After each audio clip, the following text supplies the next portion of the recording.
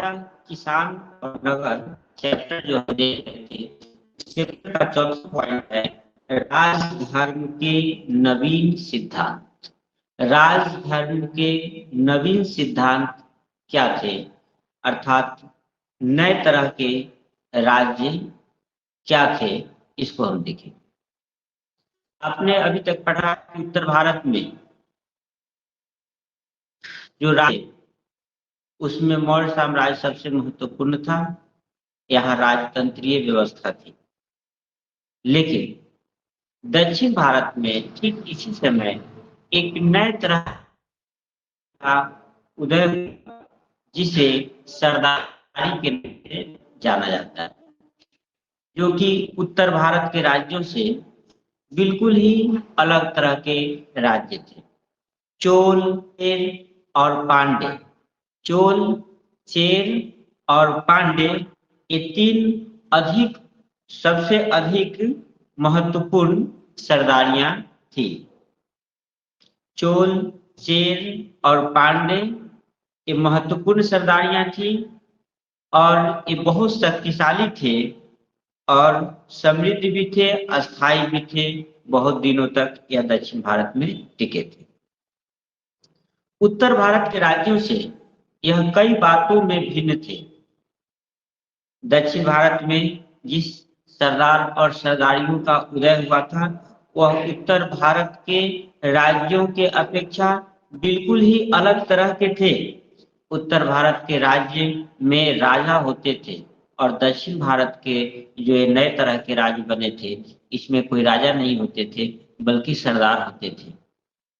राजा की स्थिति और कामकाज के तरीके और सरदार की स्थिति और कामकाज के तरीके दोनों में बहुत डिफरेंस थे।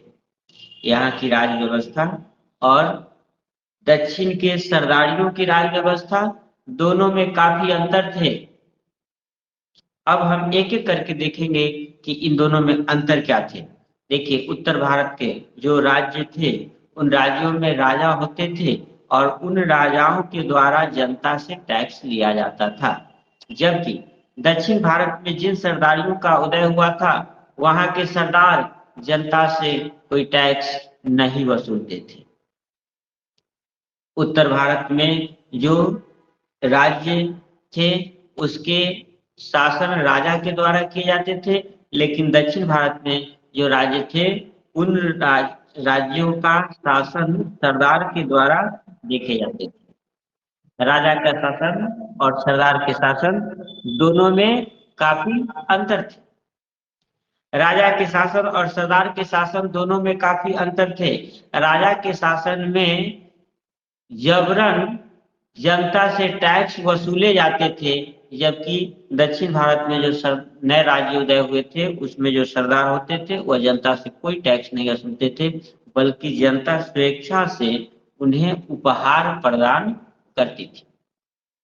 दक्षिण भारत में जिन सरदारियों का उदय हुआ, वहां पर स्वेच्छा से जनता राजा को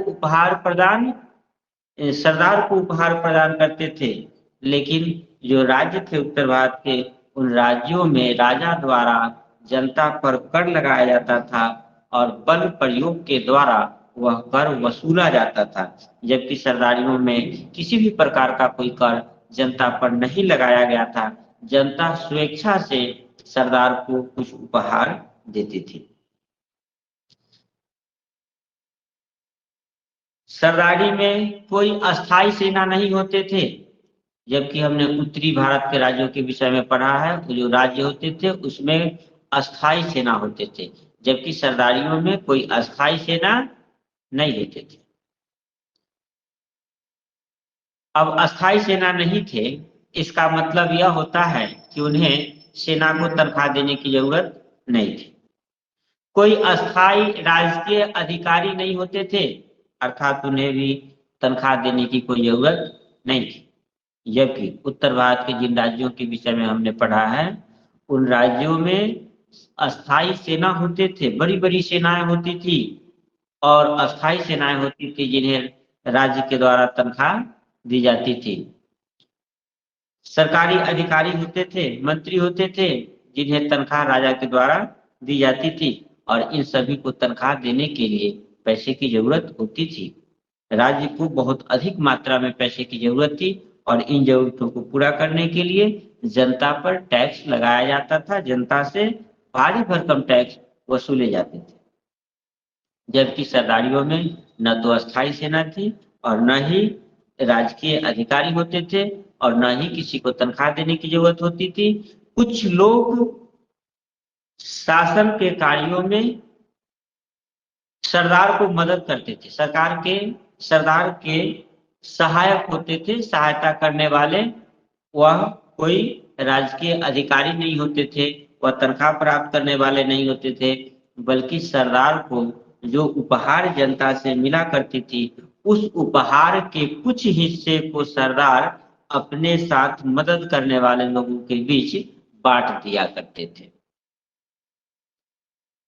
इस तरह से सरदारी में जनता स्वेच्छा से सरदार को उपहार देते थे, जिससे वह शासन कार्य का में उपयोग करता था, अपने सहायकों के बीच उसे बांटता था।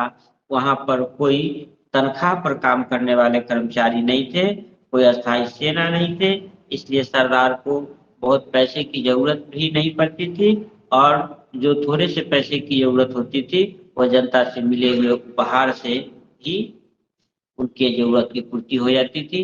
इस तरह से सरदारी में जनता ज्यादा खुश थे क्योंकि उन्हें कोई टैक्स नहीं देना था, जबकि राज्यों में उत्तर भारत के जो राज्य थे उनमें जनता से भारी भरकम टैक्स वसूले जाते थे और जनता टैक्स के कारण हमेशा परेशान रहती थी।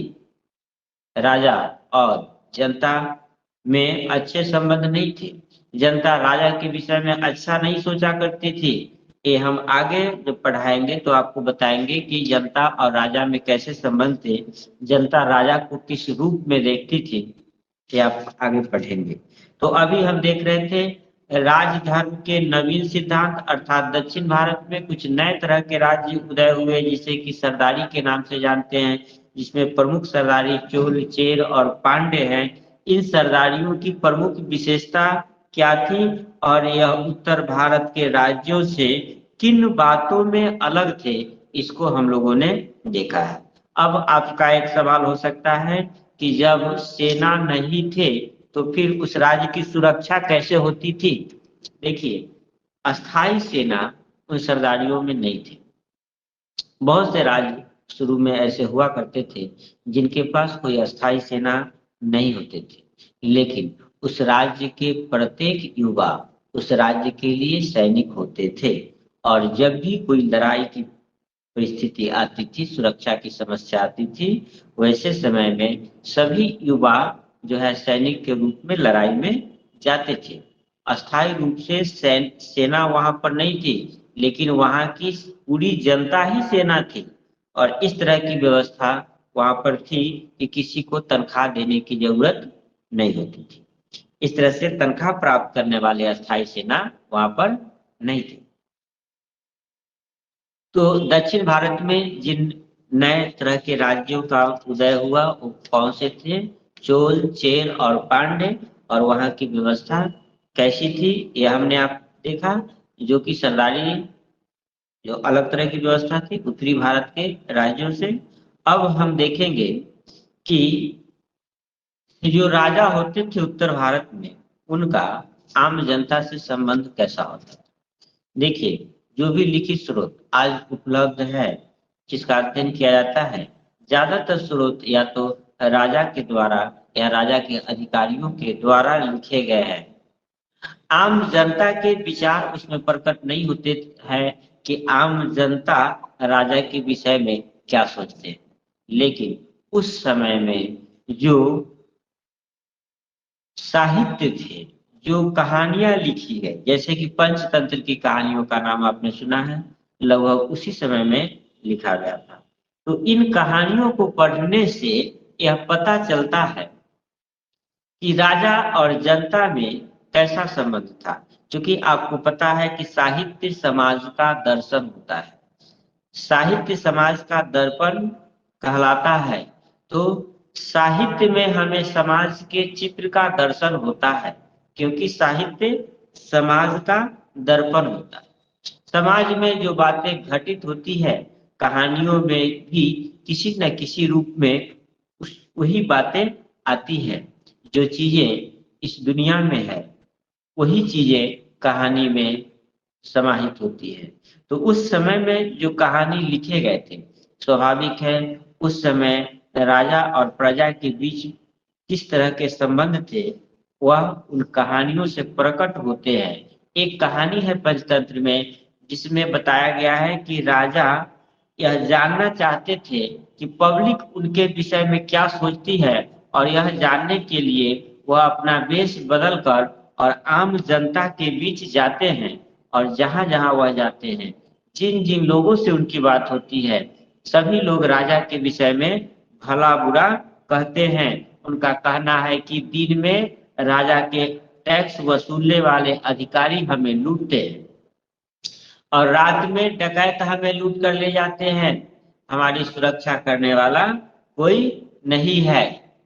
कई लोग इस टैक्स से बचने के लिए राज्य को छोड़कर और जंगल में चले जाते थे। इस तरह से आप समझ सकते हैं कि इस समय राजा और प्रजा के संबंध कैसे थे। इस समय राजा की छवि जनता में अच्छी नहीं थी।